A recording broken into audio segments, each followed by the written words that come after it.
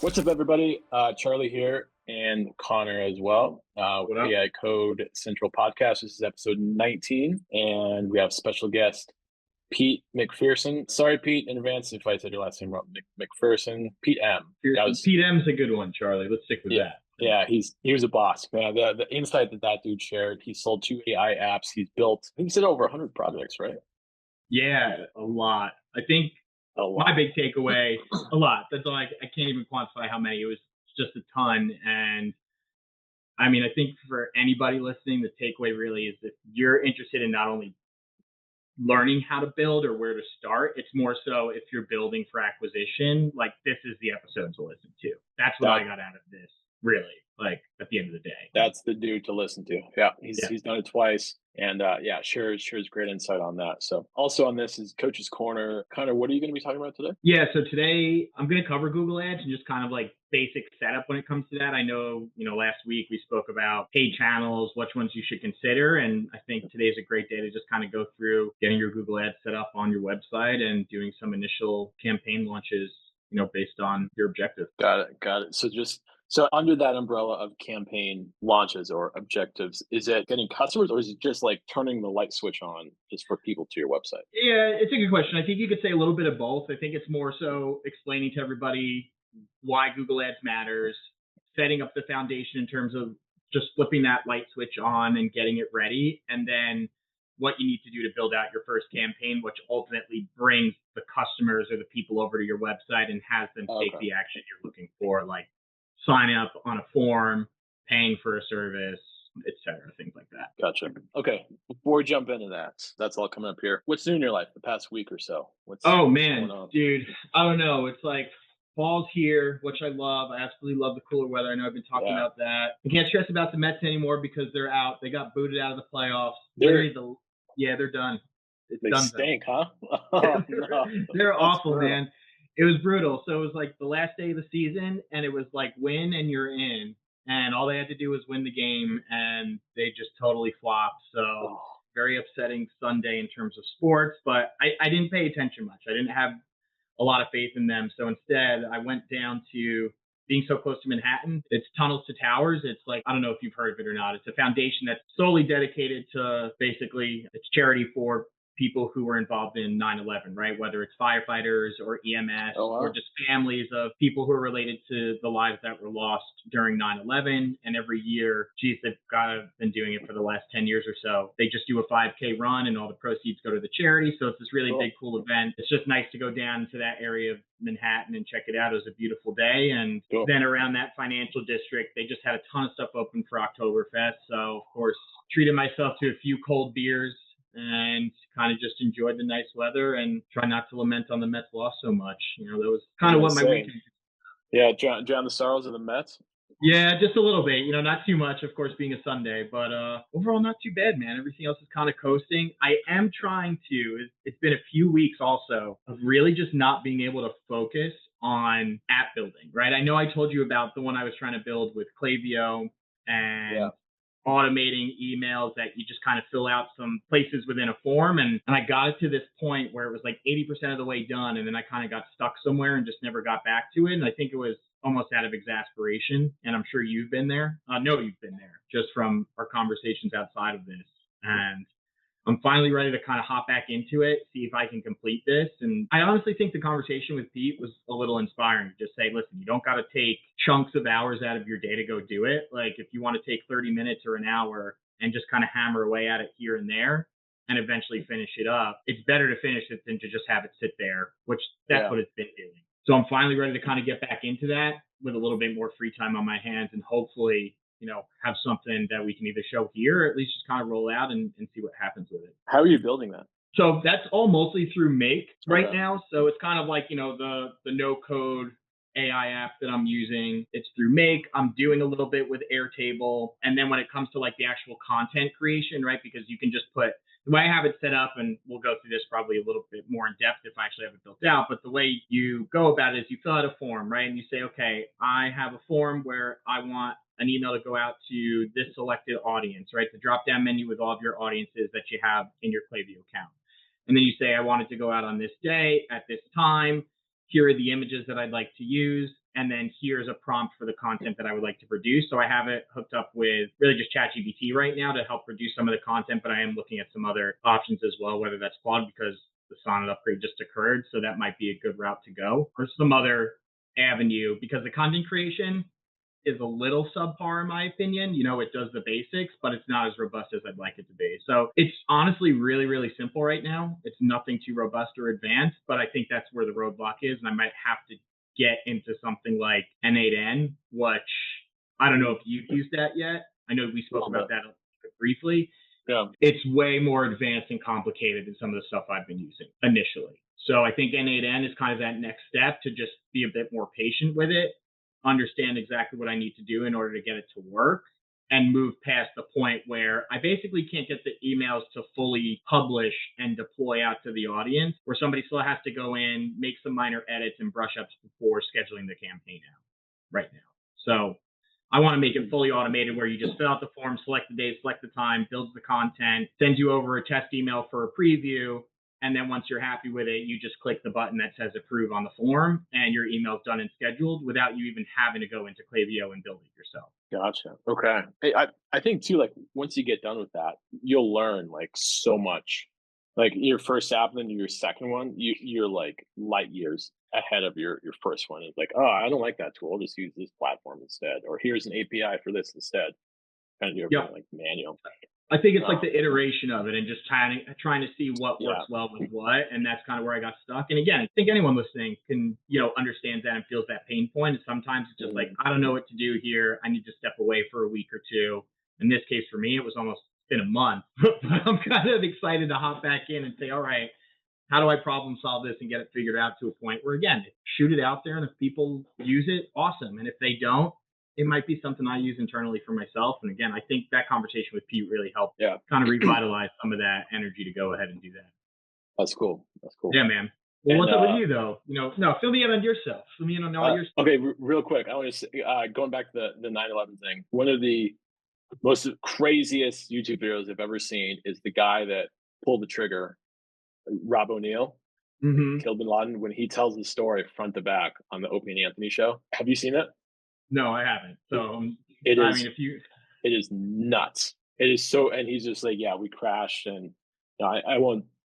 The plan was to squeeze them in the middle, right? Guys go on top, and then floor level, and then they're going to squeeze them in the middle. And I saw the documentary for it on Netflix or something. Did they have one? And I think it pretty much told the story, so that was kind of telling. That one's really good, but that just reminded me that 9/11 memorial. But yeah, he tells a story like, and then we're at the staircase with his son Khalid, and it's what, like, you get kind of goosebumps, like, and then, like, when he tells the story and he walks in the room and he's just standing like right there, like it's wild, it's man. Nuts. Yeah, such a cool video though, such a cool interview. Very raw. Anyway, okay, so I keep a little notepad because I have such a crazy. By the way, I want to preface this by saying this is the last day of my 30s. Wait, what? I didn't even know this. Wait, tomorrow is the big 4-0? Yeah. Oh, wait. Well, maybe I kind of feel like it. I took a nap today, about a 20-minute. Oh, yeah. You're 39 when you're taking naps midday. Oh, yeah. The past couple of years, man, the insomnia. Yeah, big 4-0s tomorrow. Do I feel like just from playing hockey for so long, I feel like I'm like 60s. My hips are kind of shot. Plus, I ran into that tree a couple of weeks ago. So, like, my shoulders hurt, my ribs hurt. I'm just getting old. Okay, what's... Awesome. Happy birthday. Happy early birthday to you. I hope are you doing anything like fun? Or like you and your girlfriend going out like to do anything? I'm allergic to fun, dude. I don't know what fun is. Right. So we're going to I have a favorite restaurant around here in the Denver area. We'll get together with some friends, and I mean, man, I have like 2 beers and I'm like banged up in the morning. Oh, dude, I have like 2. So Sunday, the Oktoberfest, I had 2, and it's like I didn't even get like the big steins they have now. I'm like, no, just give me a regular like beer, please. I'm okay. And I had 2, and I was like, I told my wife, I'm like, I'm ready to go home. I'm good. That's all I need. So taking a nap. Yeah. By the way, a story for another day. One of the most hammered times of my entire life was Oktoberfest. I had 3 of those steins, those big boys. Heck yeah. And then I had to go to work the next day. I worked at a hockey store at the time. True. Yeah, that was not good. Okay, anyway. Okay, what have I been up to? I've got a little list here on my phone. Yeah, Trestle's closed. The downhill bike park is closed. I'm sad about that. I found out the hard way. I buzzed up there. It would close on a Sunday. I think I buzzed up there on like a Thursday or Friday. I'm in the parking lot. When I say buzzed up there, I drove up the mountains to Winter Park. It's about an hour and a half drive. It took about 2 hours because of construction. I'm in the parking lot. There's nobody there. And I'm thinking it's just because it's just the end of the season. Nobody, like, I'm all geared up too. I got all my downhill gear on. And like, there's nobody in the parking lot. So there's nobody. I'm like, that's Okay. not good. Yeah. Right. I walk up, it's closed. I took like a 2 hour Oh, drive. So I drove 2 hours to get there, and I have to drive 2 hours to get back into Denver. Yeah, so I had poopy pants about that. But so a simple Google search well, might have shown you that. I checked Twitter and I didn't see any updates because they said they updated. And then I texted a buddy. I was like, "Yo, don't go to Trestle today." He's like, "Yeah, dude, it was on their Instagram." Oh my god! Like, Prime marketing opportunity, man, to tell them their X isn't up to date. oh my Got to get gosh. somebody on that. Yeah, dude, I had poopy pants for like 3 days about that. Yes, so the last lap I did was when I hit the tree. That's the way to end the Okay. season, man. Yeah, that's the Good way to last end lap it. of the season. Luckily, I didn't get stabbed by that log. Yeah, I saw a bear on the trail. That was on the last trip. Have you seen Claude's commercial? I But did. I did. I saw theirs, and I think Chat has one too, don't they? I think they I both. haven't seen that. I saw. I was watching college football. And I was like, another Claude commercial. That's badass. That's cool. There was one for Chat. So Chat has one, maybe unless it was Claude. And somebody calls it Claude. I forget who calls it that. We're Maybe a watching some YouTubes, but French Canadian, like a Greg Eisenberg, Claude. Greg Eisenberg calls it Claude. That's who it is. Oh He's yeah. like, it's Oh, Claude. he's from Montreal, I think. Oh, that makes Yeah. sense. So And it's every like, time I hear it, yeah, I cringe a little bit. I'm like, no, please don't do that. yeah, But anyway, no, I saw it yesterday in chat. It's cool, I get it, but I think they're trying to make it more for like the everyday Joe at this point. Which, listen, yeah. everybody I talk to is using it. I mean, like my dad's using it at this point, and he's 71 years old, and he's like, all right, if I want to know what teams are best to pick for my football pick'ems, I'll go on ChatGPT and Really? Okay. yeah. It's like, and Yeah. he's using it smart. I get it, but I think ChatGPT's was basically showing someone working out in like a park with not a lot of like workout equipment, right? So having to be inventive and things you can do.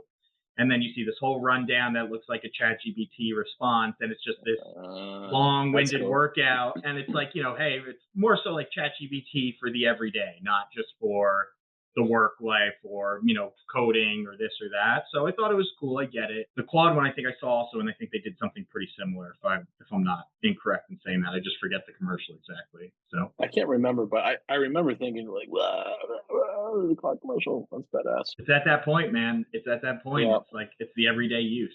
So I remember because I've been in Bitcoin since like 2011, maybe late 2010, and I saw a Coinbase commercial in like 2021. I about fell out of my chair. I was like, "Holy!" Like that's crazy. finally, like the adoption, and I'm not the crazy Bitcoin guy anymore. Okay, yeah, no more Trestle. Oh, I was so pissed about. Oh my god, I was so mad about What are you that. gonna do? There's other trails, right? Yeah, like Yeah, there's another bike park. It's actually halfway. So like Denver's here, Trestle's up in the mountains. There's one that's like halfway, and it's called Idaho Springs. There's a new one. I like to go there like tomorrow or next couple of days. I've heard really good things. But here's the thing: like you have to pedal, and I'm not. I don't like to. you're not I'm too about the high. pedaling. No, I'm not about the pedaling. That's why I asked. Like, if I have to pedal, there's got to be like a steam room there or something like a dry sauna. I can relax. I'm just not about that life. You're 40 Yeah, now, man. You can't do that. yeah, dude, I can't. I got to be tugged. I got to like tugged like a rope in a car, and they just tug you up the road. Yeah, I'm not about that. One cool thing I did. Also, I finished Black Rabbit. Great Uh, show. that show Great is bananas. And spoilers coming in 3, 2, 1. Here's a spoiler. I thought he was going to gas that dude at the very end. I thought he was going to pull, like, the gun was pointing in the back of his head. I thought he was going to pull some sleight of hand and just gas him. But Oh, the mob boss guy, the yeah, I sign thought he was language just guy. going to, yeah, I thought he was going to whack him. Like, he was going to pull something slick and just gas him. I have my theories there. I close. think it's just after so much loss, how can you? I think it just kind of is what it is at Yeah. that point. I should do the music in that and like how dark and like the setting. That's a really, really good show.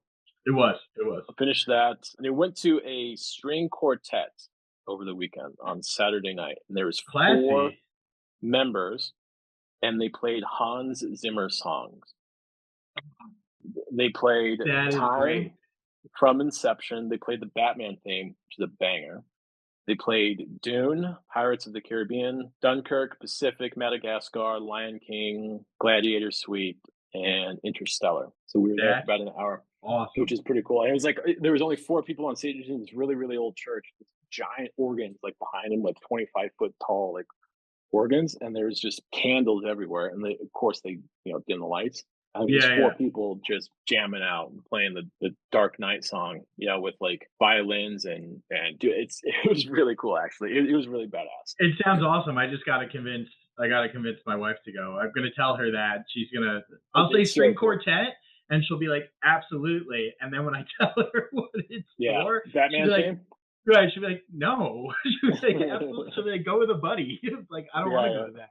go by But that yourself. sounds pretty cool. That was pretty cool. So there's one this Friday, and it's like '90s banger. So it's like Foo Fighters, Metallica. Oh, It, that's it so was cool. it was funny. They got done a little early. The show over the weekend, they got done like 5 minutes early. And they're like, "Yeah, do you have any requests?" The one guy yelled, "Enter Sandman," and everybody started laughing. I was like, "Yes, do it, do it, do it." That's awesome. Yeah. So anyway, yeah, that was my weekend. Upcoming this Friday is another string quartet, but again, '90s bangers. That'll be good. And I'll be 40 years old. I'm Big not looking four forward to that. oh, buddy. Yeah. All right, we're sitting down virtually, of course, with Pete McPherson. Welcome to the show, Pete. Why don't you tell us who you are and what you've done in the AI space? Yeah. Thank you, Charlie. And I'm actually standing right now, to be fair. Ah, So okay. there's no sitting down with it all. So yeah, I'm Pete McPherson. I have been a full-time entrepreneur for about 8 years, 8.5 at this point.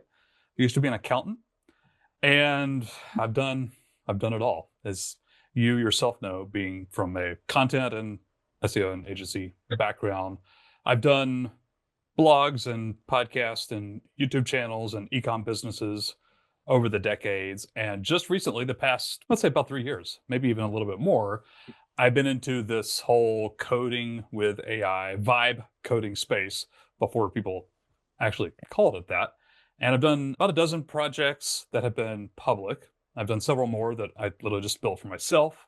I've sold 2 of those. I've gotten about 4 more to revenue and over anywhere from 100 to 1,000 monthly users, and kind of all over the place. Got a lot going on, but excited to talk about it. The ever moving mind of an entrepreneur. Sounds like it's a blessing and a curse. It really yeah, is. absolutely is. Absolutely is. Yeah. Speaking of that, I literally took a nap for like 30 minutes before we hopped on, like no joke, because I got like 4 hours of sleep last night because my brain like doesn't shut off. So Oh man, yeah, totally get that. So your background before AI, you were blogging, correct? yeah. I did that for right up until I couldn't anymore because of algorithm changes and AI. sites crashing and all that sort of stuff. Yeah. Okay, gotcha. So can you walk us out like how you got into AI? Like what was the aha moment? You're like, I'm gonna do that. That's for me. Yeah, that's a great question. So I got really lucky. I'll just be the first to tell you that. So I had one specific brand. It was a blog, podcast, YouTube channel. It's called Do You Even Blog? Still around, still exists. It was my full-time thing for like 7 years. Great full-time revenue, supported me and my family. I enjoyed every second of it, right up until I didn't. And I was kind of burnt out, was kind of crashing out, wanting to do other things. This was in like 2021. And I decided to work on other content businesses at that point. I already had a couple of different projects. I had another podcast. I had another YouTube channel on mechanical keyboards. I had a fountain pen website. I had coffee. I had camping. Like I was like a media company, a small agency, but it was just me. And I did that for about half a year. And this was like right when ChatGPT dropped. I think it was like December 2022, if I'm remembering correctly. ChatGPT dropped. Mhm. I had been in AI before that. I was part of the GPT-2 beta, like a couple of years ago. Okay. Cool. 2018, 2019. I don't know. I had used some other AI tools over the years. They were good. They were great. I still got excited about them. ChatGPT dropped December 2022, changed all of us for good, probably. And I debated for about a month. Like, I think I need to pursue this new AI thing. It's leveled up. Everyone knew it, but I was thinking like, this is part of my brand, my business, who I am, what I want to talk about, what I want to help people with, what I want to do. But I had this media business, which was like, I already had the full annual plan. Like I'd written everything down on paper. I just had to like execute. It was like January. So it took me like 3 or 4 weeks of arguing with myself, but I decided to pivot. So I dropped everything, all the websites, the YouTube channels, everything. And Wow. I focused on AI first and foremost. And I think, I don't know how I got into vibe coding. I want to say there was like a YouTube video, not somebody necessarily building a full on app or SaaS company or something. I don't remember what it was, to be honest, but it was just enough to pique my interest of like, hey, I've been dabbling in code for 15 years, mostly just HTML, CSS, WordPress, just that sort of stuff over the years.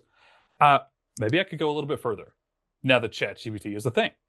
So I don't know how much you want to get into the weeds here, but the first project took me 3 months and it was awful. And I hated it and I doubted all my life's decisions. But at the end of the 3 months, I finally like had it deployed, publicly available. It worked. People could go use it. Wasn't anything super special. It's not great to this day. Can we ask what it was really quick, Pete?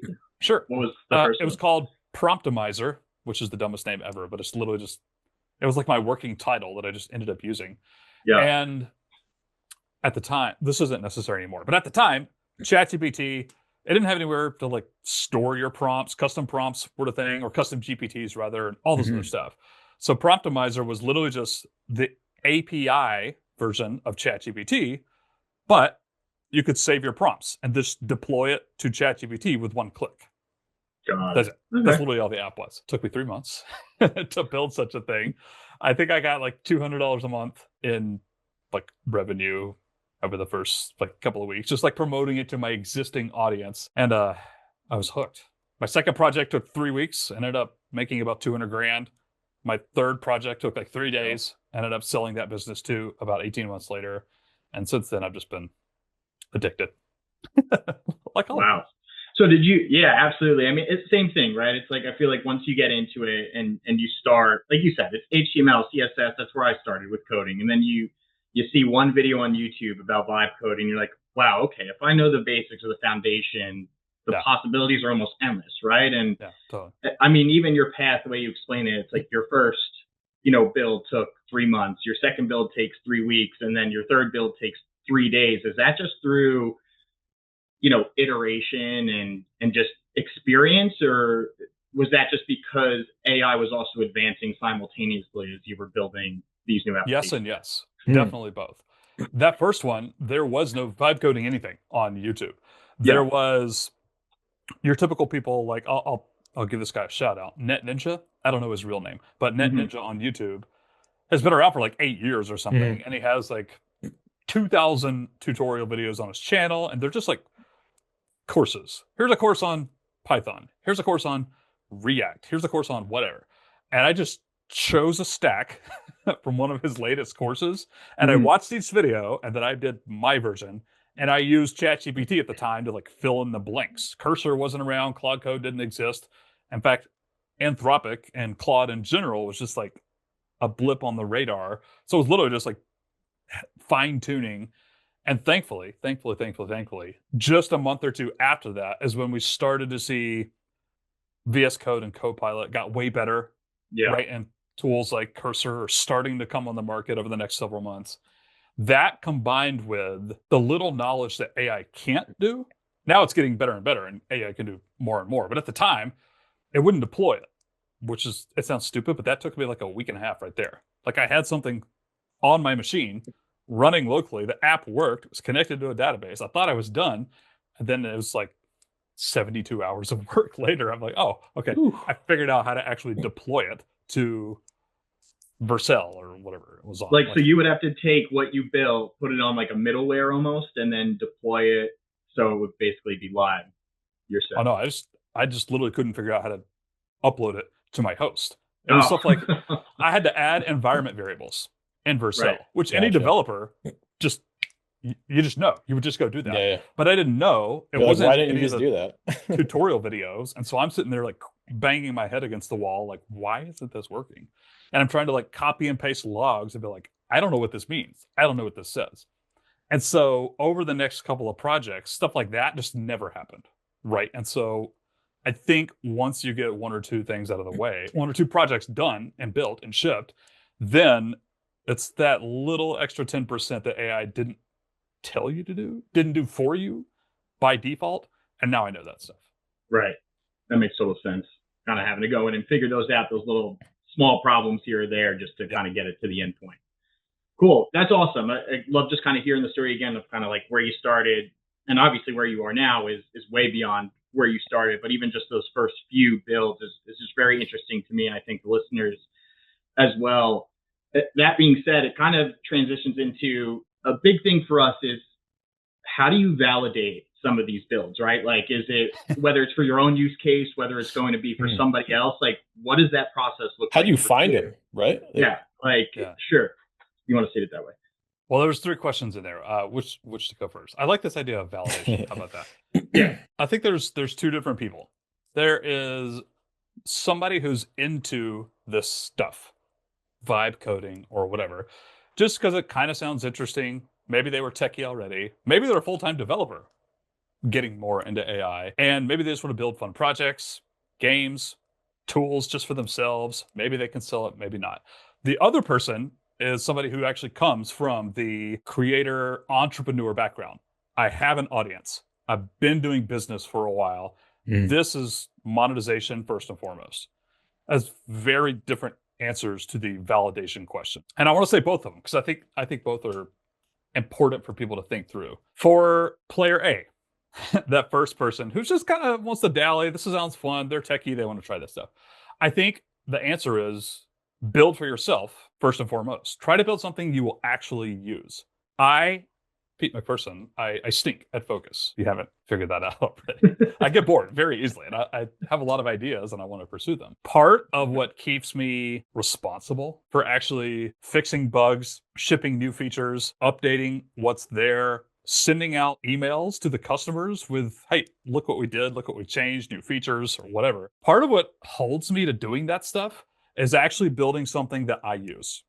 If I had one app that I didn't use, I kind of built it, I knew what I was doing, but it's not something I use every day or even every week or every month. And sure enough, I was so bored and just did not want to work on it at all. I wasn't connected to it, not interesting, not exciting, that sort of stuff. So build for yourself. Build something that you will actually use, period. And the other answer, first of all, that's the answer for everybody. I think everybody should start with that at least.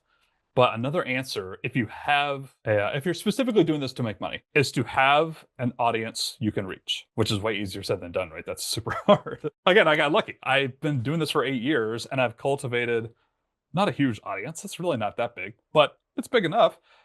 I've cultivated this audience of loyal people who know me. They've seen me through Do You Even Blog? They've watched my videos 5 years ago. They've listened to my podcast. They've opened my emails for 8 years. I have this solid core group of people that I can send to say, hey, I built this thing, sign up for it, or pay me money to use it. And sure enough, some of them really work. And that's great. And I got revenue coming in and it seems promising, etc. I also don't mind telling you, even in the past couple of months, I've built things like small MVPs along with a good landing page to kind of like, tell people what it is. I've launched those projects and made $0. Just no interest. And that right there is validation. That is, okay, that's it. Nope, not going to do that one. That's a terrible idea. So it's a long-winded answer, but. No, that was super insightful. And Charlie, I know you want to hop in here, but I need to ask a question then too about, some of the small MVPs, right? These small builds, and your validation is simply just kind of rolling it out there and seeing what happens, right? With engagement, with whatever the objective is. Do you conscientiously say, okay, I need to make sure I only put X amount of time into this before deployment to make sure it's worthwhile? Or is it just, hey, I'm passionate about this. I have a feeling in my work. And if it just rolls down, it doesn't. It's, okay, no harm, no foul, on to the next one. Yeah, that's a great question. And it depends on if I'm going to use it or not. The one I'm referring to, I'll just tell you what it was. It was called Six Fecta, as in like trifecta. Yeah. Six fecta is stupid. That one I already use, and I use every single month, but it's just a spreadsheet. And so my idea was, I think I could take the spreadsheet, and make it an app plus a little bit extra and make it a little bit better, and then other people can use it. Mhm. So I built up like the tiniest little MVP and a landing page. And I think technically like 2 people signed up for it, but it was like very little. It was so much so that I'm like, okay, nope, not doing that.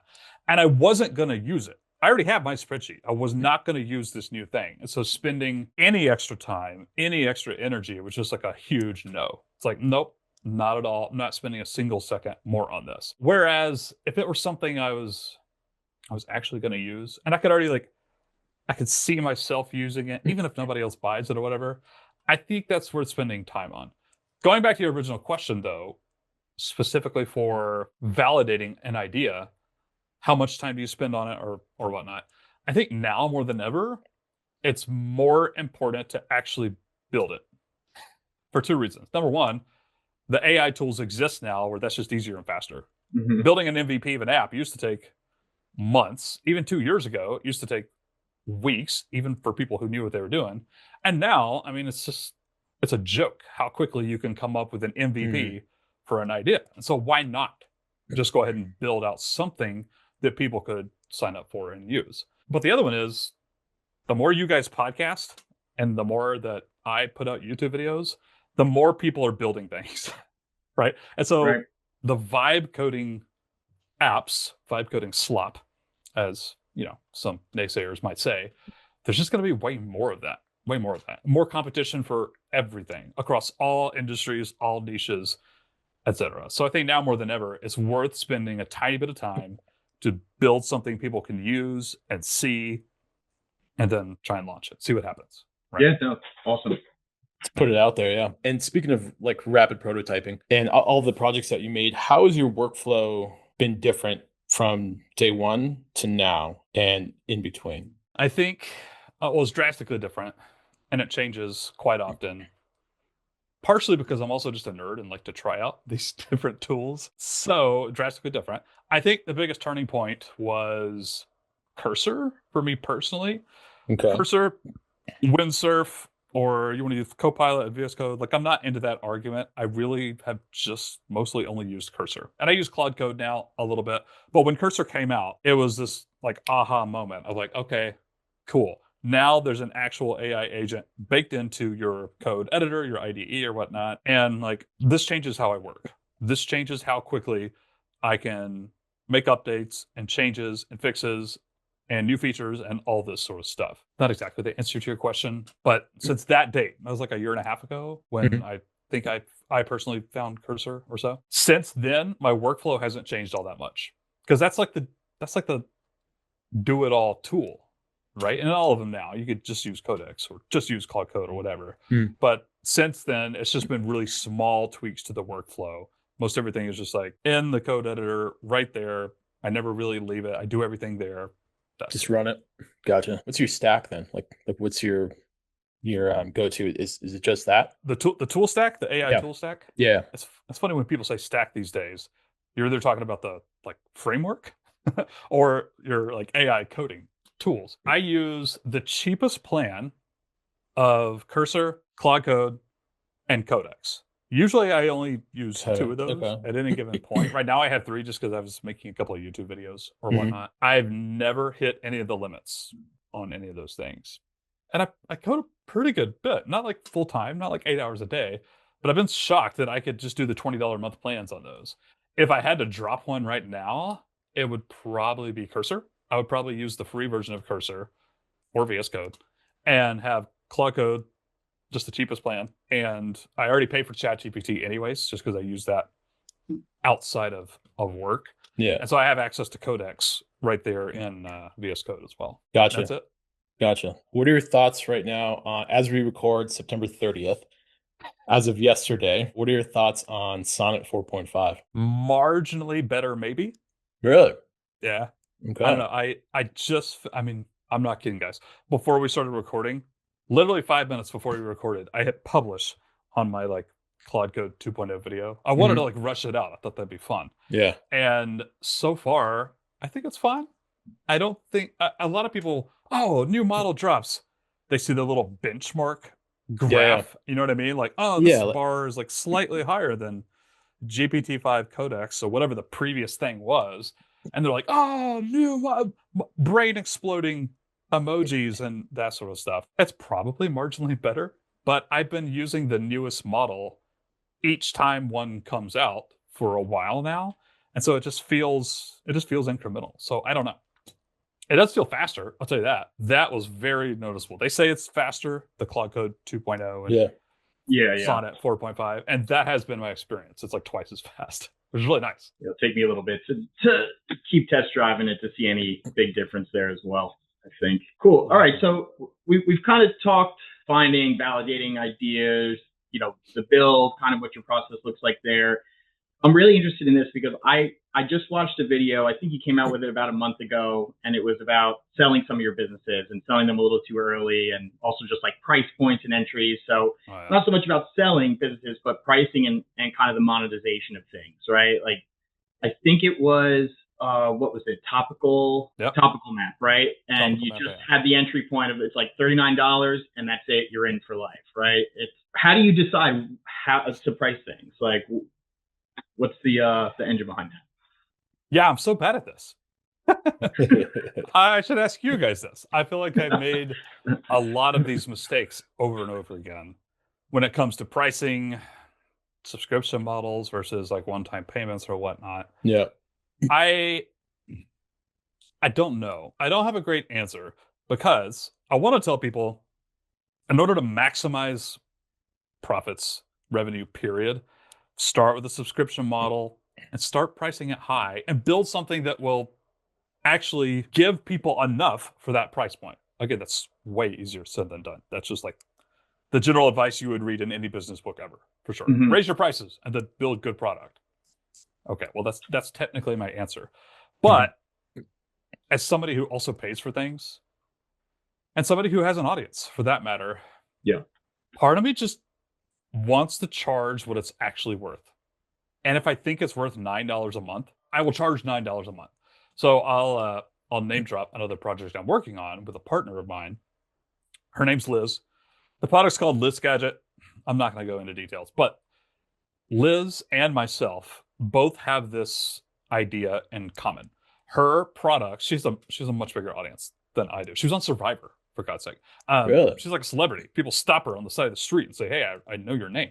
Oh, that's awesome. Her audience is much larger than mine, and she really wants to keep her prices down. Her main product, that's a 7-figure business for sure, but it costs $9 a month, like her main thing. And I've always admired that about her. So when we launched this app that I vibe coded, by the way, we just stuck with $9, and it's not making a ton of money. It has hundreds of users, but it's only $9 a month. And quite frankly, like our conscience, we can't just go higher than that. Like I hate that, but that's what we decided to do.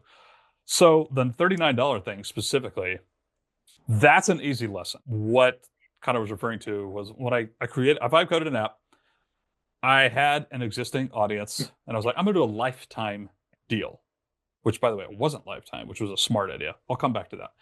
I'm gonna do a one-time payment deal, $39, period. And then you just get access to 100 credits, which I'm so thankful I did because I ended up selling the app, thankfully, a couple of months ago.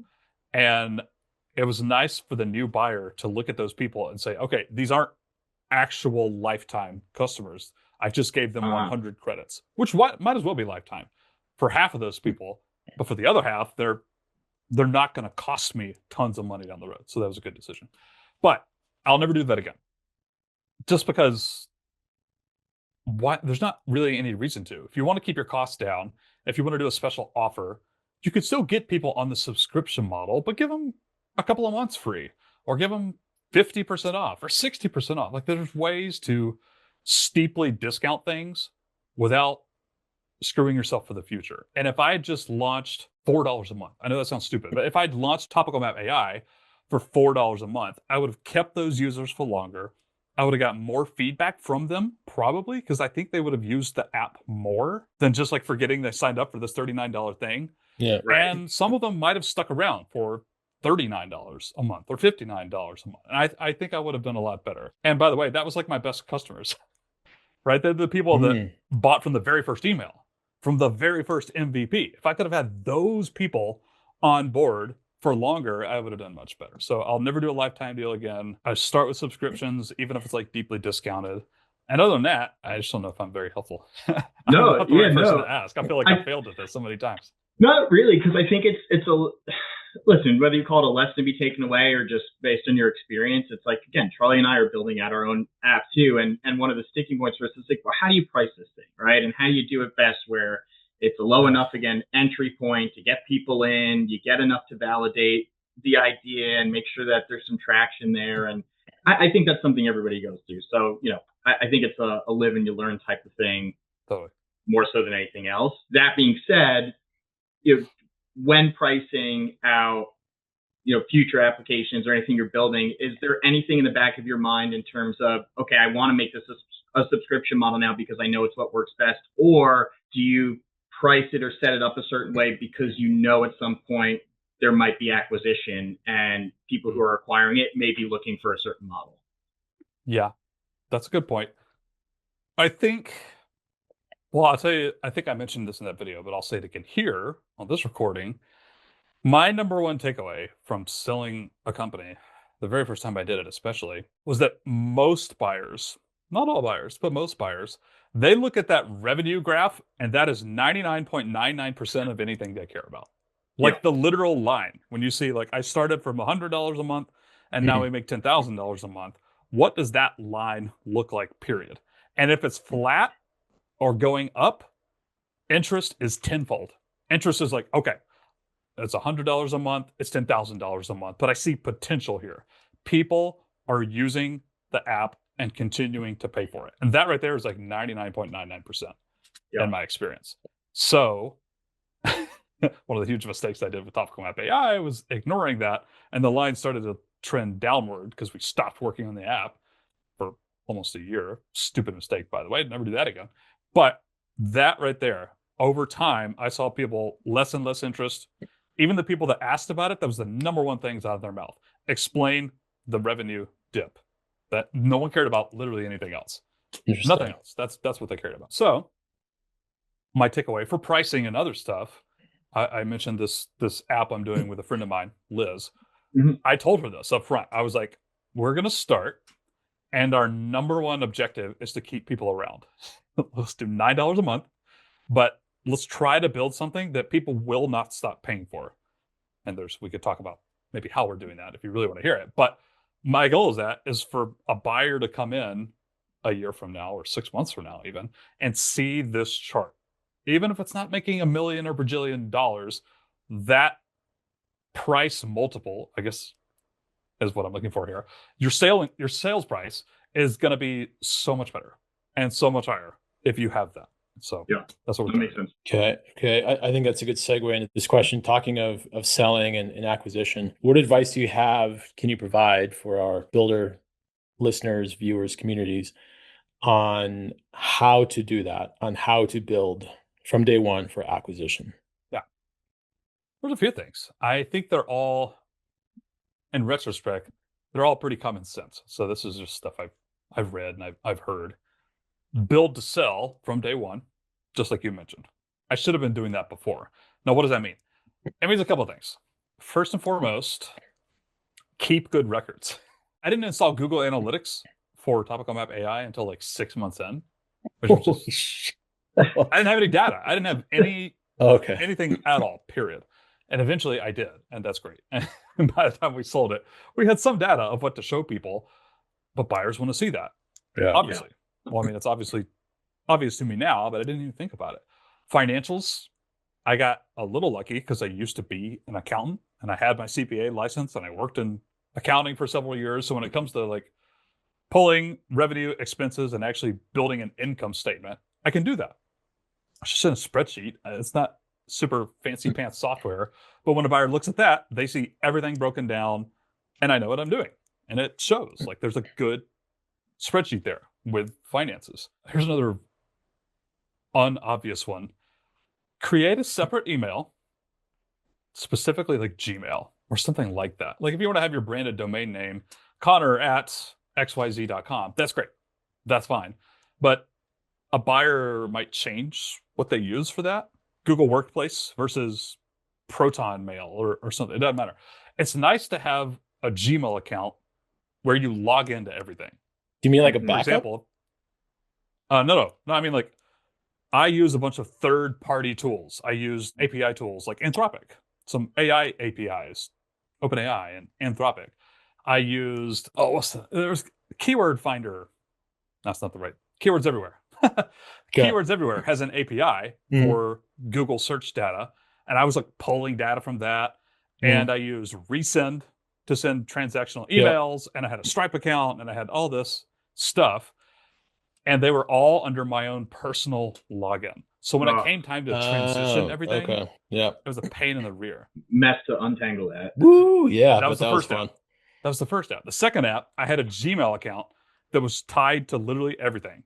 Instead of using my personal Anthropic account, I created another one with this Gmail. And so when it came time to transition, and by the way, this is a sales tactic too. Like before I even sold the thing, I showed people a Google Doc that was like, here's exactly the transition. As in, if you buy this company from me, Oh. here's what we do. Day one, we send you this and this and this and this. And apparently, I actually heard from one of my people at Empire Flippers.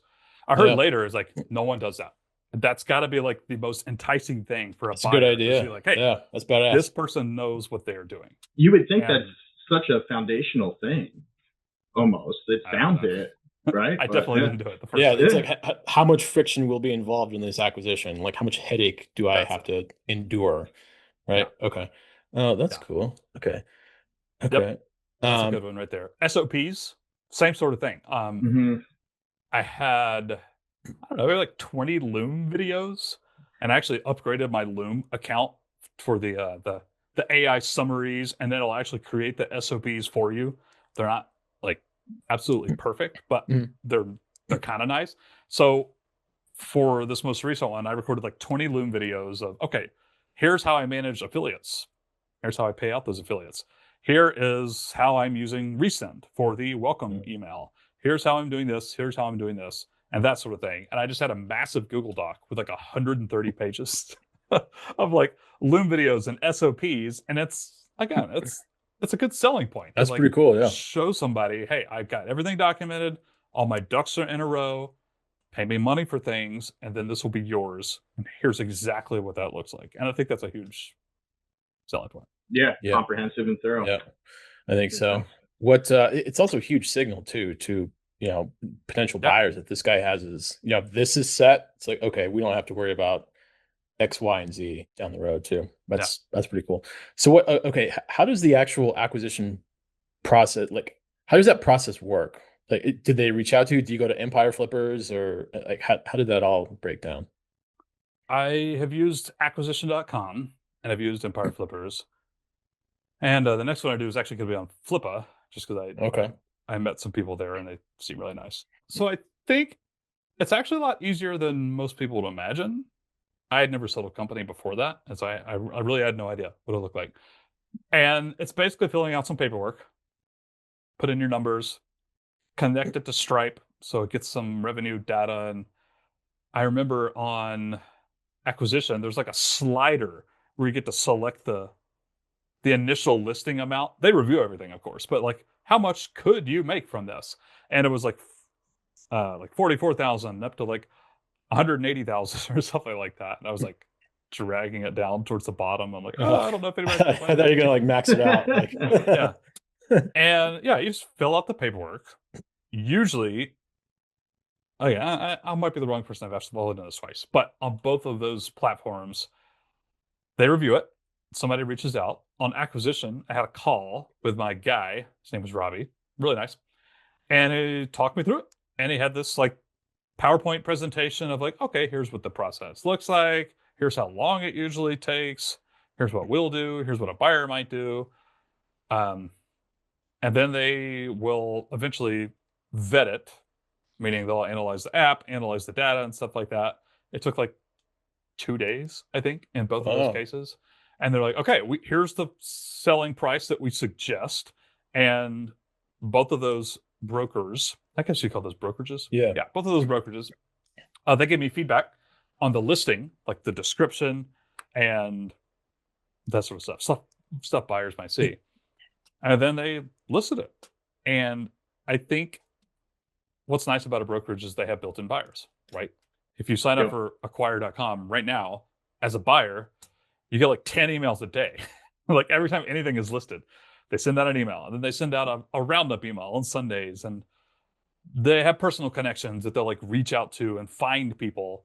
And then it's just a matter of like dealing with all those people that they bring in.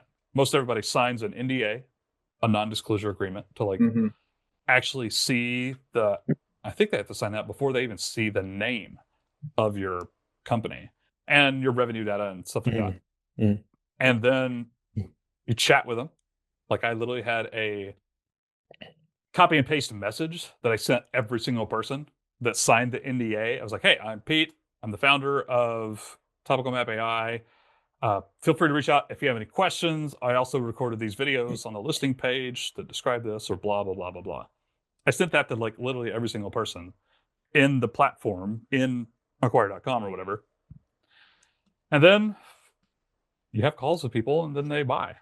I mean, it sounds overly simple, but it wasn't. I guess it kind of was in retrospect. Yeah, I mean, you make it sound straightforward, so that's a great thing, at least, you know, for everybody listening. And I guess the question I have too is, when you go on these sites, you know, Flippa or Acquire or wherever, was the response to what you had kind of posted out there, was it quick? Did it take a lot of time? Like, you know, how fast do things move once you're on there?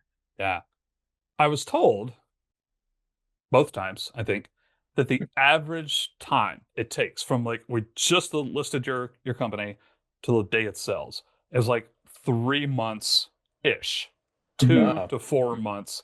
If it's $1 million plus project, probably a little bit longer. If it's a $20,000 project, it could go really fast. The first app I sold, again, I underpriced it quite a bit. That one sold within a week. It was just done. Wow. Like I had 2 calls with 2 different people, and the second person was like, all right, that's cool, I'm in. Done. The next one, Topical Map AI, it took 3.5 months.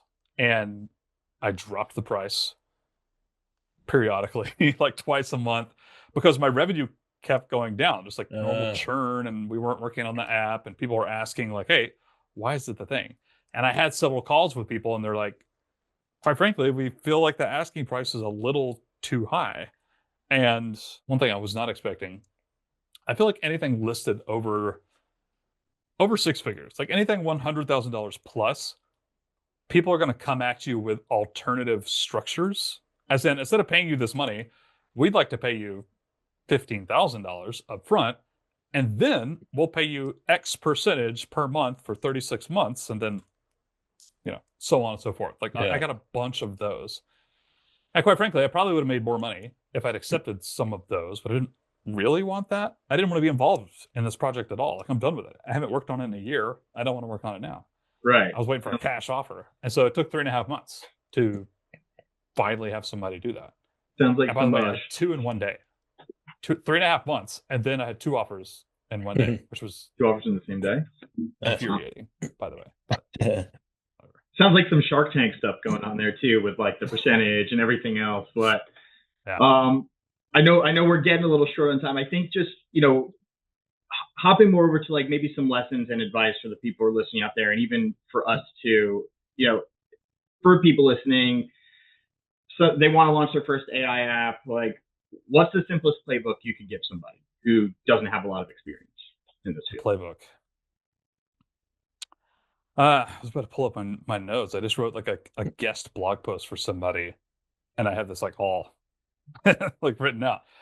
So, I'll tell you what, give me some more constraints. Are you talking about somebody who's literally never built anything at all, period, and this sounds fun and exciting? Or let's call them like non-coders. Like, they just don't have any experience like at all in the space. Okay. I mean, I've just been really honest here. I would fire open YouTube, start watching a couple of videos as you build something. Start today. I hate to be that guy that gives that advice. Like, oh, don't wait. Don't procrastinate. That's not even what I'm saying. I went to a conference a couple of weeks ago in Portland with 2,500 other creators, and I heard from everybody. Well, first of all, AI was mentioned in every single talk, every single session, etc. And so I mentioned like vibe coding, and so many people were excited about this. They're like, oh yeah, I've been wanting to do this. Oh my God, I have this app idea for my audience. Oh yeah, I could totally see myself getting into this. But then without fail, 9 out of 10 people respond with something like this. I will not let myself do this yet because I know once I do, it's going to take my time because I'm into it. I'm interested. I'm excited. I want to do this, but I'm not going to let myself yet because I know it's going to take up my time, which was an infuriating answer to hear, by the way. So Yeah, my honest playbook is start building something, anything right now, today, little by little. Don't quit your day job and go full time into it. Don't even do half of that, right? Especially if you don't have a really specific idea. Steal somebody else's idea or just rebuild something that you already pay for just to get started. I'll give you one, Calendly, the calendar scheduling app that we used for this podcast. Yeah. Go build that. Build Calendly for yourself or do something just to start getting your feet wet. Because again, the 3 months I spent on my very first project, I was like, what is an IDE? What is a code editor? VS Code. I think I've heard of that before. No idea what that is. How do I open it? How do I see my files? How do I open the AI? How do I do this? How do I do that? I feel like getting a bunch of those out in little short bursts with little like get your feet wet type of projects today will make it so much easier when you're like, oh, I have an idea. This is the product I'm doing. This is the company I'm going to build. I'm going all in. I'm quitting my day job, or I'm spending a lot of time on this to vibe code this thing. You're going to do so much better, right? Instead of starting from absolute scratch. So I know it's a lame answer, but start today building something. Mm-hmm. And then, like I mentioned YouTube earlier, go to YouTube. Or I could just tell people really, just use Cursor. Don't use Lovable. Don't start there. Just use Cursor or Windsurf and let that be it. Don't worry about Cloud Code yet. Don't worry about Codex yet. Plan features, let it code, test it, and then repeat, right? I can go deeper if you guys want, but I feel like that's I think that's good perfect. stuff. Okay. Yeah, good stuff. Yeah, Pete, we're going to go and wrap up. Where can our audience find you?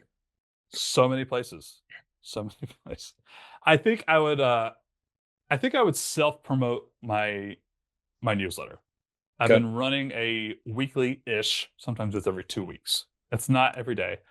A weekly newsletter for creators and entrepreneurs where I share some of the things I'm working on, cool articles I found, cool YouTube videos I found. 90% of it's online business related, creators and entrepreneurs, a lot of vibe coding stuff these days. Okay. And then 10% of it's just like tech tools I've found out for productivity or for life or fun or stuff like that. So they can find that at doyouevenblog.com, right at the homepage, doyouevenblog.com, and sign up for the newsletter. And then Code Playbook. That's my current YouTube channel. You can go watch vibe coding videos and whatnot. Okay, awesome. Well, Pete, thanks for carving out the time. I appreciate it, and we'll see everybody next week. Yeah, thank you guys for having me. Thanks, Pete. If we have anybody still listening, you will learn customer acquisition from Google Ads as Coach's Corner this week is focusing on. They're all looking forward to this part. So just if you fast forwarded and made it here, we appreciate you guys a ton for sticking with us. But all right, so as we, I digress. Let's jump into this and go into Google Ads, and we'll try and make this comprehensive is probably the wrong word here. I'd like to probably try and keep this as simple as possible, so you can kind of build upon this, right? And there's tons of YouTube tutorials out there. This isn't, going to be the end all be all of it, but for our listeners, for those with AI apps, for those, who have been sticking with us, this is really going to show you an easy way to get your Google Ads account up and running, how to connect it, and then really just kind of the next steps in terms of the keywords and your campaign setup and hopefully driving traffic to your website. So I think first and foremost, a few things you should know, right? A few platforms is obviously Google Ads, and really simple. Ads.google.com is how you get there. Make sure you sign up for an account. Use your business email or whatever Gmail account that's going to be associated with your Google Analytics and your Google Tag Manager. The reason I say that is because it just makes it so much more seamless to connect those platforms together if you've opened everything up under one email address, right? Like you want to connect Google Tag Manager to Google Ads, you want to connect Google Ads to your Google Analytics. So again, open them all up under the same platform, and you can open up your Google Ads under ads.google.com. Your first few steps are going to be very basic, business-oriented information, billing, things like that. There's no need to go through that on our call, but once you're finished with all that, you're basically going to land on this dashboard or overview page right here, right? And before I even hop into any of this too, I do just want to preface it with, why do you need Google Ads, or why would people need Google Ads? And it's really as simple as this right here, right? This very simple diagram with the help of our friend Claude, whatever you want to refer to it as. I can't make it any easier. It's search, click, conversion. The reason you want to set up Google Ads is because Google Ads is basically going to be the most efficient platform in terms of grabbing the attention of people who are searching for a specific service or a product or something that you may be offering, right? Once they see that search ad, they end up clicking on it and they land on your landing page, on your website homepage, on the product description page, or PDPs, whatever it is that you set up.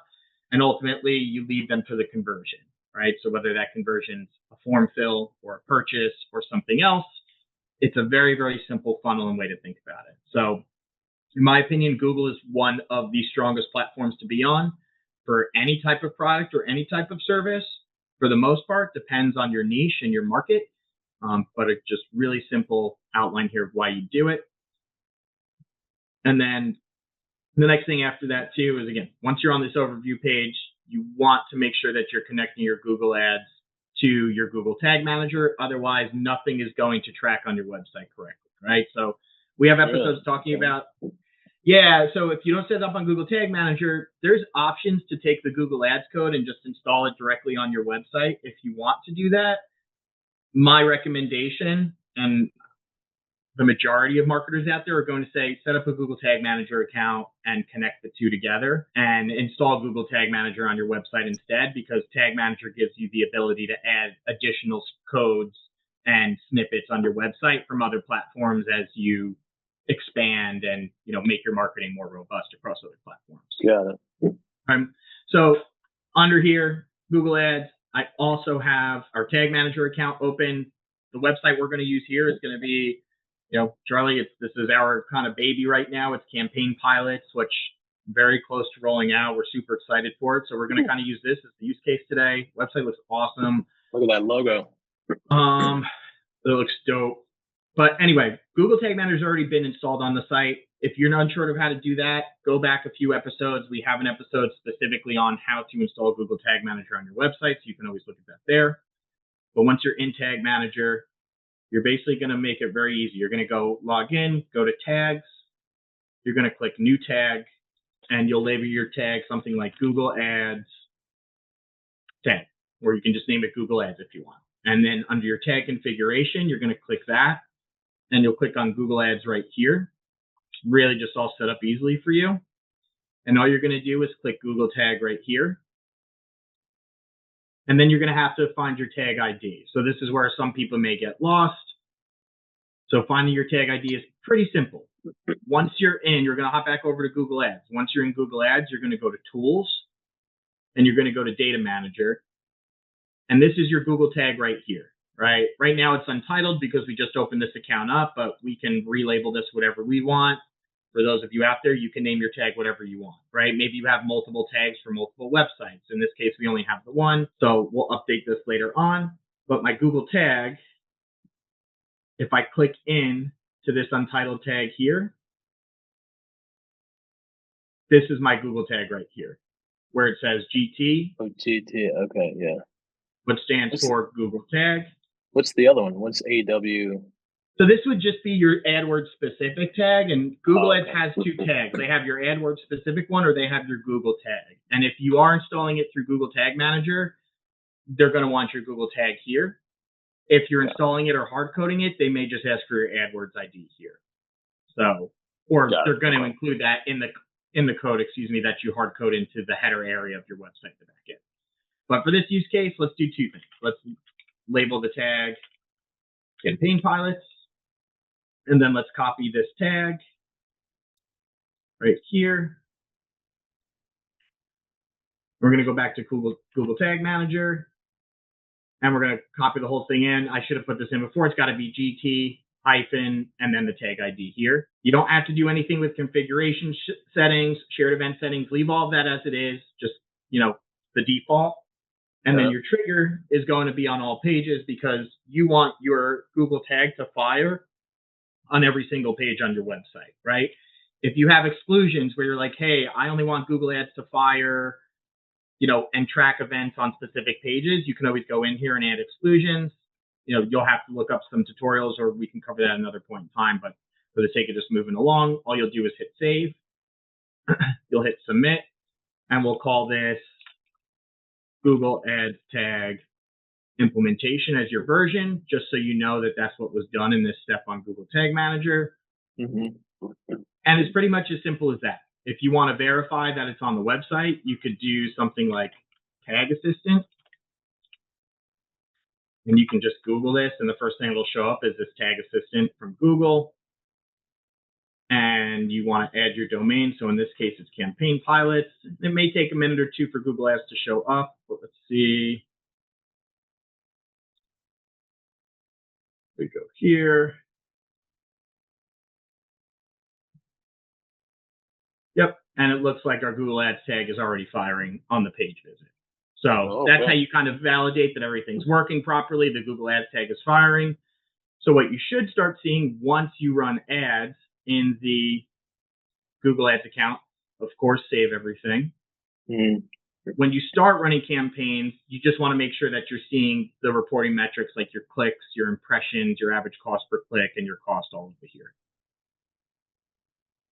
So Charlie, you as an outside, again, I love having you on these, right? Because you're great when it comes to the SEO stuff. I know you have an understanding of Google Ads, but it's like, is anything unclear? There are things that don't make a ton of sense in terms of the initial setup. Initial setup, yeah, it makes sense. Like, it's the first time I've ever seen this.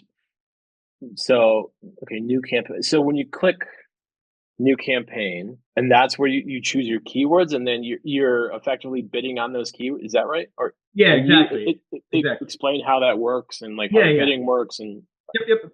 I'm going to go through all that stuff. So just making sure the billing, the initial setup sounds okay. Up to this point. So you've got Tag Manager. That makes sense. So Tag Manager is the container, right? And then Google Ads would be like a piece inside of that container. And then same with GA4. And then a pixel like Facebook or something. Exactly. If you want to add Facebook later on, you always go back to Google Tag Manager and add it in because it's all within that container that's already included in your website code. So that's why we added Google Ads there. Okay. So let's move on to the next thing, right? It's like, so now you've got your tag installed, you're kind of ready to run your ads, you have an idea of what kinds of keywords they may be looking for, or maybe you don't, right?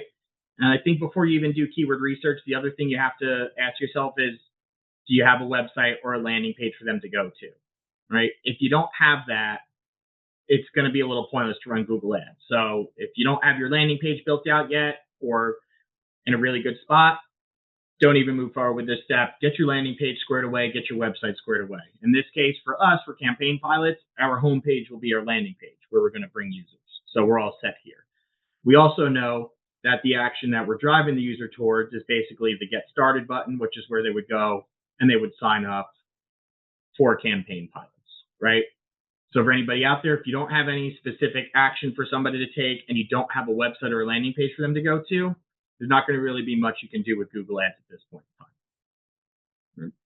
That being said, let's go back to kind of some keywords and maybe some keyword validation. So what I would do before even setting up the campaign is do some really, really quick keyword research, right? If you go in this top bar here, which is basically Google Ads like help bar, type in keyword and you'll see this thing called Keyword Planner and you can click on that. And this helps you discover new keywords or get search volume and forecasts. And I'm a really Really big fan of get search volume and forecast because it kind of helps validate some of my assumptions on what people may be searching. That's the answer, right? I mean, right there, it's coming from the platform that you're on. 100%. So you could either do, Okay. or if you need new keywords, what you can also do is discover new keywords. And for people who are really just starting out and don't have a lot of knowledge about Google Ads or keyword research or things like that, you could start with a website and just plug your website in and click get results. And what that's going to do is Google's going to give you basically a feed based on your website and crawling it of certain keywords. Sorry, has it always done this? Oh, yeah. Am I like way behind? That's why we have the episode, man. That's why we have it. I guess I've just had my head in the sand with this. Yeah, okay. So what it'll do is it gives you an output of all these keywords relative to your website. And this is, again, too, there's a few things here to just mention. One, you need the website. Two, you should really have your website dialed in, right? Don't start running ads when your website's 50% of the way done. Because if you're trying to... Go ahead, Charlie, you had a question? Sorry, pardon me, I keep interrupting you, but isn't this partly like it scrapes your website, but is this assuming that your H1 is, you have your target keyword in your H1, and then your H2, you have like your keyword inventory of like secondary keywords on your H2s, and then like your about page, and then your product page. Yes. Page so these are ancillary AI data analysis. Yeah, I mean, this is spot on. I guess this goes back to what you said of like have some. I guess what I'm getting at is have some analysis done first, which you can do with Claude and Claude. You can have Claude and ChatGPT, and you can have certain keywords and content on your website already, and then you can run this as a backup. Or I guess it depends on intent.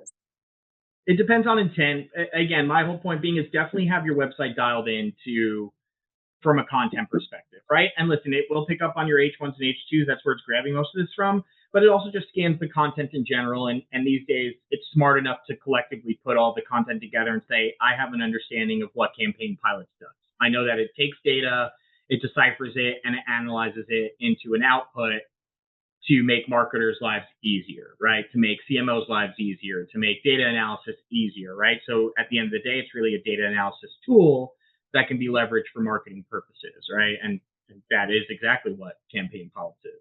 So again, make sure your website's pretty dialed into what the objective is. If you're halfway through there, just take your time, focus on your landing page, finish that up first. Got it. So, okay. Based on what I put in here, right, and I would recommend this is probably the route to go, is let Google do some of the ideation for you. It'll come up with, this has 115 keywords.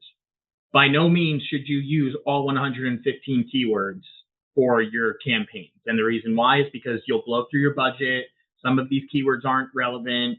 Some have really, may have high competition, or they may be a really high cost to get on top of the page. So you want to be a little smart about what keywords you want to go after.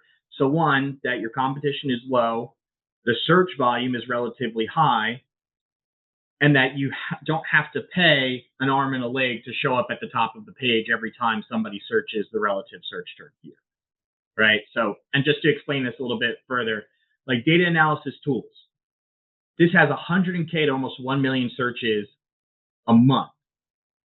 The 3-month change is plus 900%. So this is we're in the market at the right time, at the right place for what people are searching. The competition is still relatively low, which I find surprising based on this, but it's low competition. And to show up on the top of the page, on top of search results for data analysis tools, to show up here for the #1 sponsored, which this is a Google ad by Zoho, you have to spend around $7.54 per impression or per click to show up in that very top spot. Is it impression or click though? They typically go by click. So really, yeah. So take this with a grain. Wow. Okay. Take it with a grain of salt, because also the other thing to mention too is this is your top of page bid low range. Your high range here is $55. So again, is it worth it for you to bid $54 to try and show up above a Zoho? For all of the builders out there, everybody, all the startups, all of the mid-size, do you have enough budget to really outbid Zoho each and every time on a search that's data analysis tools? My assumption is probably not, right? Like, Okay. So when you say outbid, like what does that, and it says like top of page bid, high range, does that mean we have to pay, Campaign Pilots has to pay like $100 to guarantee that top right. spot? You could set up a campaign, which I'll go through next quickly, and say, okay, if you set your campaign objective to, max clicks, and my maximum bid on a click is going to be $100. And say your daily spend is $500. You're saying, yeah, guys, if you can get me to be in the top spot for data analysis tools, I'm willing to spend up to $100 for each click. Like, that's my maximum bid. They're not saying they will spend that much. They're saying their average top of bid range is $54. If you spend $100 and you're willing to spend it on the click, you're almost guaranteeing that you're going to be in the top spot for that search query for as long as your budget's going to last, right? If you're only spending $500 a day and their range is anywhere from $7 to $53, you have the potential to show up anywhere from, maybe 15 times to maybe only, 8 times, right? Like, so, or more than that. 7 into 500 is what? Quick math here. I'm not a math genius. Do this on my calculator. You could show up maybe 60 times with a $7.54 if the bid range is low, or you could show up maybe 10 times if it's on the higher end of the spectrum. Got it. Okay. And this really comes down to the keyword research too, then. Right? Keyword research is important. Landing page experience is important, but then everything that follows is also important. Your ad copy, your campaign setup, all of that is integral to this. So again, to not stick on keywords too much, which I know we could sit here and just like kind of go through this.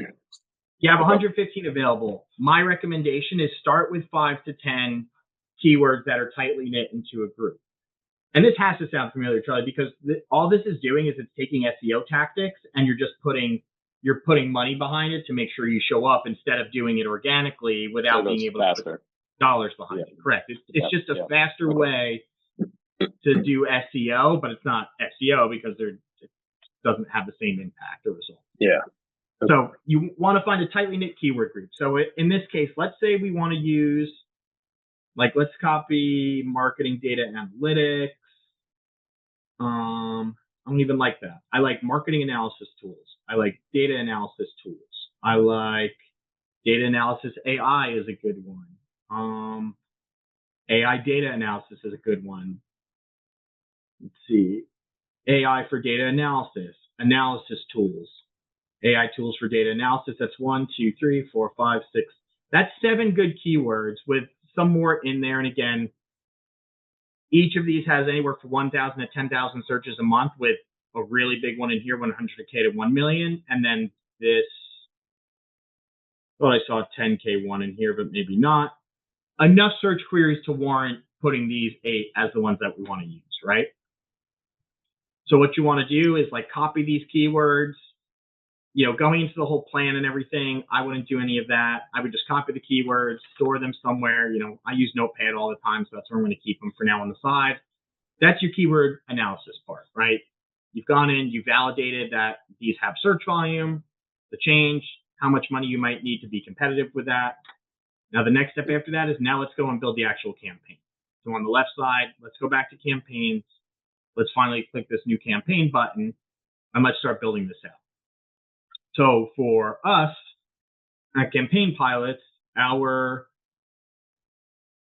whole goal is to get people to click this Get Started button, right? So we're not focused on sales in some capacity. We're really more focused on leads at this point too, because we're not really ready to roll out. So if we had a different form up, it might be leads, but they give you all of these different actions. Maybe it's app promotion, maybe it's local store visits, right? Again, for all the builders out there, you're probably either looking at sales, leads, website traffic, or maybe app promotion. If you're unsure, you're totally fine to create a campaign without a goals guidance. That's okay too. I do this probably 70% of the time for most of my clients, because there could be multiple goals to work towards also.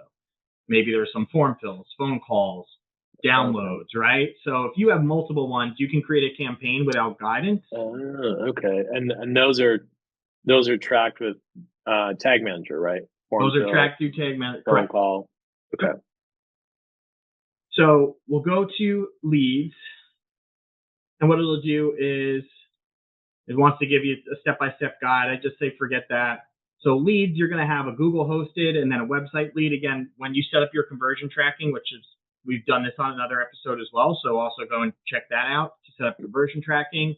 Those will all be set up properly, but you really just want to get this part done. Click continue.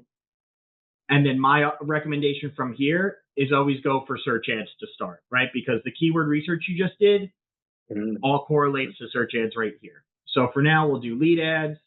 We'll click search. And right now, we're really looking after website visits and the lead form submissions. Don't get fooled, because I almost did. The lead form submission means they'll create a lead form for you in Google and host it.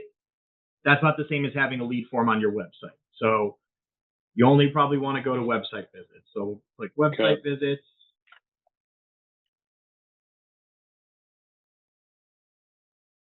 Continue, and we'll call this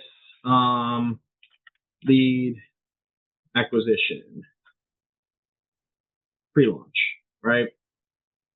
Whatever we want to name the campaign. And now this gives you the options for bidding. What do you want to focus on? Conversions, conversion value, clicks, or impression share. Conversions or conversion value are typically big.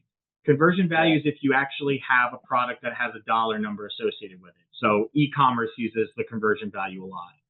Conversions in this case would be lead forms, people who go on the website and fill out leads. One thing I'll say is, as a marketer and in my experience, I always like to start with clicks. And the reason I start with clicks and not conversions is because I like to get more data in faster to Google. And if I focus and tell Google to optimize towards clicks and just get as much traffic to my website as possible, it doesn't mean I won't get any lead forms. It just means Google is going to create a wider net of people to try and get to click on my ad, because my focus is clicks and not necessarily the lowest hanging fruit or the lowest funnel group of users, right? So if I'm like Google, I really just want to get clicks and I want to get traffic to the website right now to validate that there's engagement and people are interested, and I want to see some conversions trickle in here and there, you could do clicks. This is where the set a maximum cost per click comes in. So again, if you want to show up and guarantee you show up for something like data analysis tools, which was that $55 cost per keyword, you could say my maximum bid is $55. I'm going to go just 30 cents above what the actual maximum is, right? That's a really, really high cost per click bid limit, by the way. Most people probably keep this clicked off. I think in this case, just because we're a little bit more advanced with it, we can do that. And then if you're only looking for new customers, you can click this as well. I typically forgo it when I'm creating a new account to start, right? You get into these more advanced strategies as you move forward and validate what you have on the table. So you click next. Two things I always remove. Never do Google Search Partners. Never do Google Display Network. They just tend to be a waste of time for me, especially with a search campaign, right? So for the type of campaign we want to run, Google Display Network, Google Search Partners, one, isn't people who search on Google, it's their search partners, right? So Google Search Partners, if they give you a list, I don't want to get into it too much, but it's not necessarily Google. It could be affiliates of Google, right? And search engines that aren't labeled as Google, but Google owns them, or Google owns the rights to the search queries and search results that come up for search queries that occur. Got it. Okay. Same thing with display network. So, you know, when you go on a web, like a news website, and you see all these banner ads all over the place for either websites you just visited or just for something that you may be interested in, that's typically Google's display network showing them to you. Maybe it's different for you, but for the thousands and thousands of display ads I've seen, I've maybe clicked on 2 in the last 5 years. So my opinion is it's clothing, like retargeting for clothing. So it's like if I was like really interested in like a nice sweater, and they got me. I'm like, oh yeah, you know what? Let me go back and finish the purchase because I probably didn't finish my purchase. But unless you That's have what it is. Okay. unless you have a lot of budget to just like spend, I just don't recommend it. If you get to a point where you're driving 30 conversions a day on search and you're making, a good return on investment, then maybe you want to allocate some towards the display network, because display, in my opinion, works really well as a retargeting method, and it works really well as just a branding and visibility method to just keep your name out there, right? So say somebody went to Campaign Pilots, but they didn't sign up. We could keep showing them ads for Campaign Pilots, and in my opinion, those serve as a reminder when someone's on another website and says, oh, that's right, Campaign Pilots, I forgot to finish signing up. Oh, that's right, Campaign Pilots, like that looked really cool. Let me go back and finish signing up so I can start getting my data analysis, right? That to me is way less pointed than being able to come up with a search ad and show it to somebody at the very top when they're looking up marketing analysis tools. I'd rather do that. Right? Yeah. Right. So that's the whole explanation for these up here. Got it. Okay. Then you have your location. We'll just put United States for now. If you have a small budget, start small. Start in a very subset area or region of the U.S., right? If you only have $100 to spend in a month, which isn't a lot on Google, you might only want to spend it in Texas or Florida or New York or even just a city that you're around, right? Just to see if there's something there to validate it.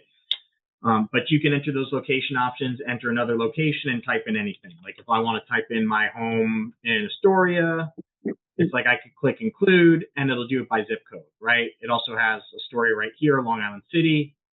But again, for this case, we'll stick with United States. Language, straightforward, unless you're running multi-language ads. You're not, and then typically unless you're running outside of the country. No, this campaign doesn't have EU political ads. And no, I don't plan to use this account for that. Sometimes you just have some of those funky questions there. When it comes to audience segments, if you're doing keyword targeting, you don't need to do anything with audience segments. Again, more advanced strategies and things to layer in later on. And then your additional settings is you can set a start date, an end date. You can set days that you want your ads to run. So if you're like, hey, I know for Campaign Pilots that most people are only going to be looking for this Monday through Friday, 8 a.m. to 8 p.m., right? Yeah. Like we can say we only want it Monday through Fridays from, probably open it up a little earlier. We'll say 7:30 to,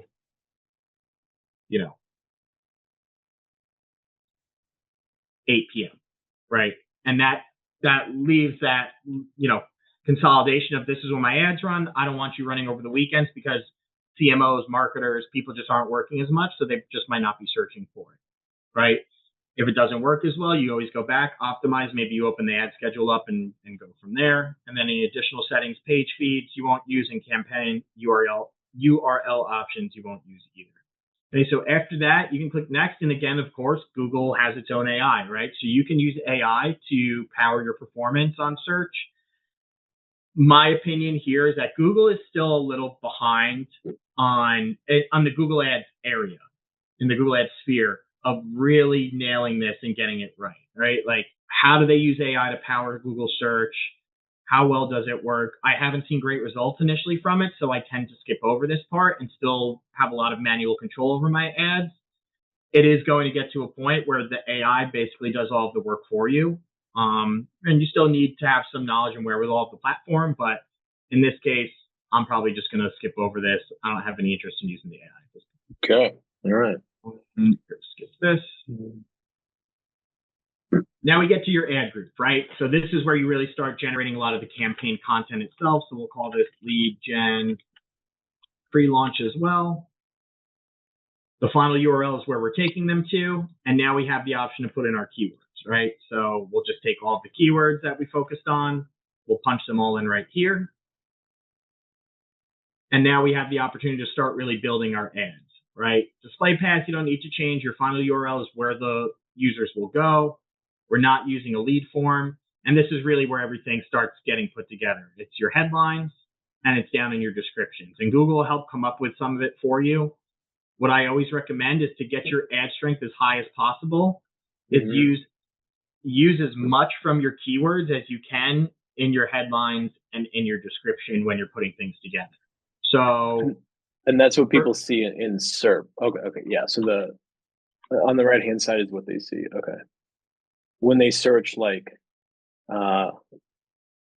AI marketing analysis tool. Yep, and they'll even show you, like, I know Okay. screen's probably small here, but like, for example, Campaign Pilots AI is our first headline. Our second headline is marketing analysis tool, right? Our third headline can be data analysis tool.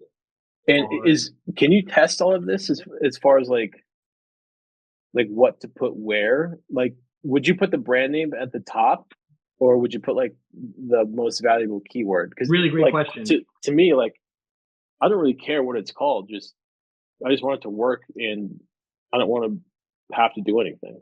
So I typically try and max out the headlines. And what Google does is there is no, unless you want to pin it, right? And you can pin it to the first or the second or the third position. What I tend to do is I fill in all these headlines, and Google will randomly switch the order of them up and find the best combination for headline 1, headline 2, headline 3. And based on that, that's the ad it typically keeps serving to users over time. So if, let's just say, I haven't filled the rest of these out, but let's say these 3 are the headlines that work really well. A month from now, Google's just going to keep serving a headline, like the 3 ads that have Campaign Pilots AI, data analysis tool, marketing analysis tool as the 3 headlines, because that's the one that's gaining the most clicks or most conversions, right? So Google does a lot of that optimization in its algorithm for you. So I always recommend like maximizing your amount of headlines as best you can. Okay. So we'll do AI tool for data analysis. Like, what are some other good creative headlines we can do here? Data analysis made easy, like, might be a good one. I think marketing analysis, that to me would be the biggest one, I think. Okay, so we can do marketing analysis made easy. Marketing analysis in seconds, maybe. Never put a report together again. That's 3 too long. Compiling reports. You can do get actionable insights in seconds. Let's see. Actionable insights. Great. Let's see what else we can kind of squeeze in here. Let's see.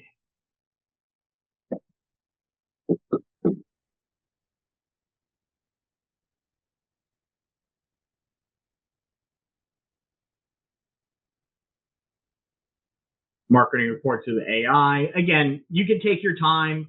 I know we're going through this. Again, I don't want to sit here and bore everybody just by thinking of headlines. So again, think of as many as you can. Typically, you'll see your ad strength go up.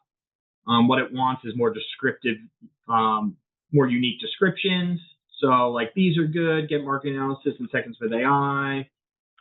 Save time with automated reports, insights, and then, what's that little G? Is that like an auto filler? Yeah. No, that's just my Grammarly for when I absolutely annihilate emails that I write to people. Okay.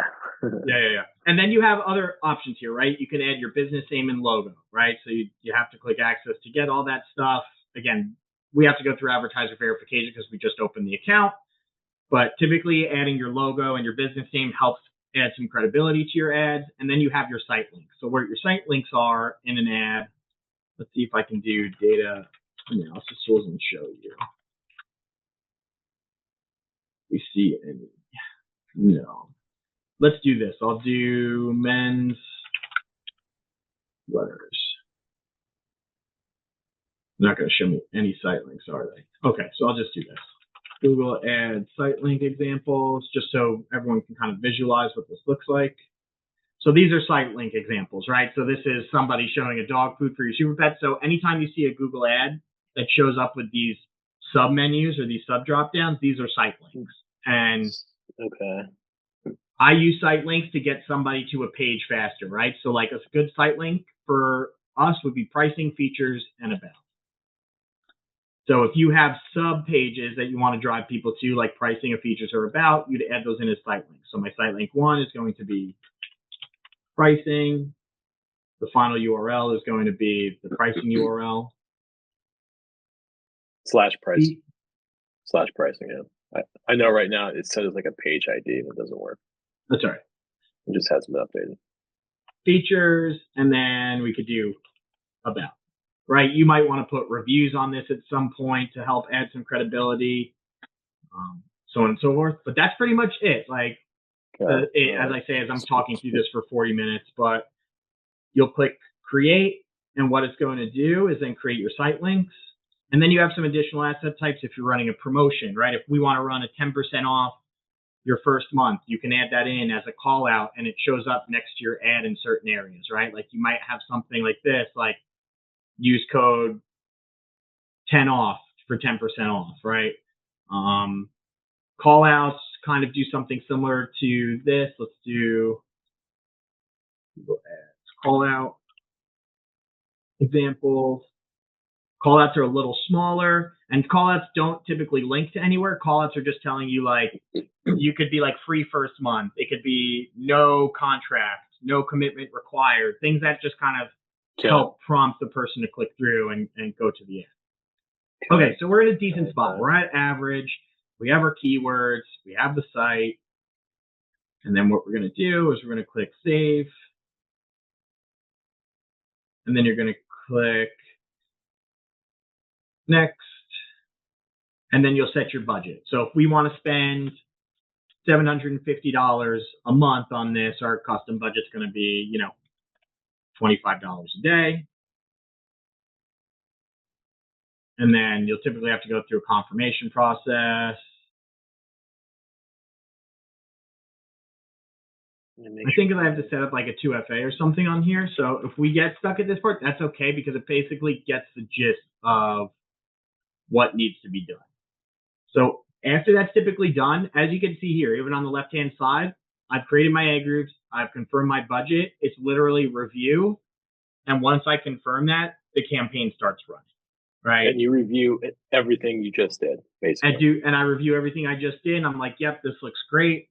And then I've done my setup, and it's kind of that now you flip, like the light switch is flipped on, and this is where you should start seeing traffic come in. Of course, following up, looking at it every other day, weekly, optimizing, adjusting keywords, looking at the traffic. These are all separate items to this. But again, this is like your very initial, let's get this set up, let's start driving traffic, and we'll take it from there.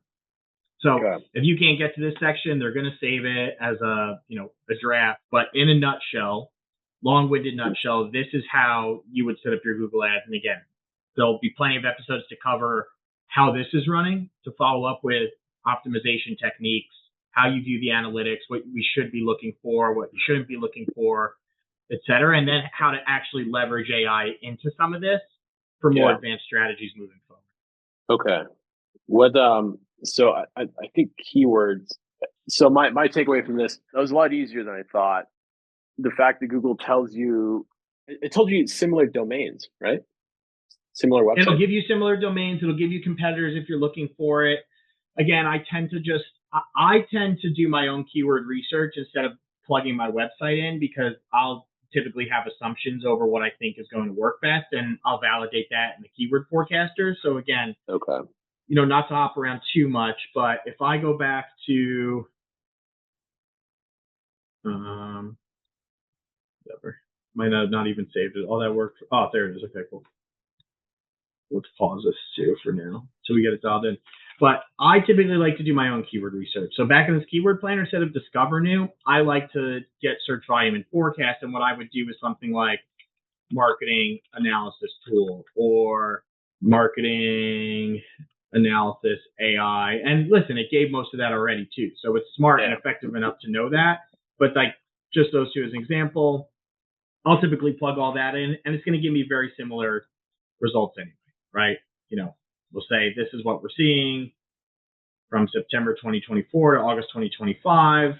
Marketing analysis AI, marketing analysis tool, average monthly searches, year-over-year change, competition, and then what it takes to show up at the bottom of the page as opposed to the low page range bid to the high page range bid. Okay. With all this in mind, what do you think our next episode should be on? Honestly, I think it's, we can continue on the Google thing if we'd like to. I think jumping into other setups, like I'd love to do a meta campaign setup and show these guys how easy that is. And again, I know this is a little long-winded, but there's a lot of This thought is that you good. can do to stop and get yourself set up for success. But Facebook Meta would be a really good platform to cover because those are your two real foundational ones, in my opinion. That's it. Huh? Okay. Yeah, Google Ads was way better, and the fact that they tell you similar domains and the keywords too, like that recent, like Yeah. I They didn't do as know, much hand holding as they can. And listen, I think there's a to method get as you to spend why. money. Exactly right. Like, listen, they're a business like anybody else, and Yeah, they want to maximize how much they can make. And not to digress too much here, but you'll sign up, you'll get a campaign going, everything will be great, and you'll get an outreach from a Google rep 2 weeks from now after the campaign set up, and let's say, you could do this, this, this, and this to make the campaign better, and all four things consist of spending more money. So, sure. they all have their motives behind it, right? Some of it's already baked in and automated. Some of it is done by a Google rep, which is outsourced, but it's a simple setup and something I implore anybody who's kind of ready to launch out there to test and navigate those waters to make sure that what they've set up and deployed is actually worthwhile pursuing on an ongoing basis. Yeah. Okay.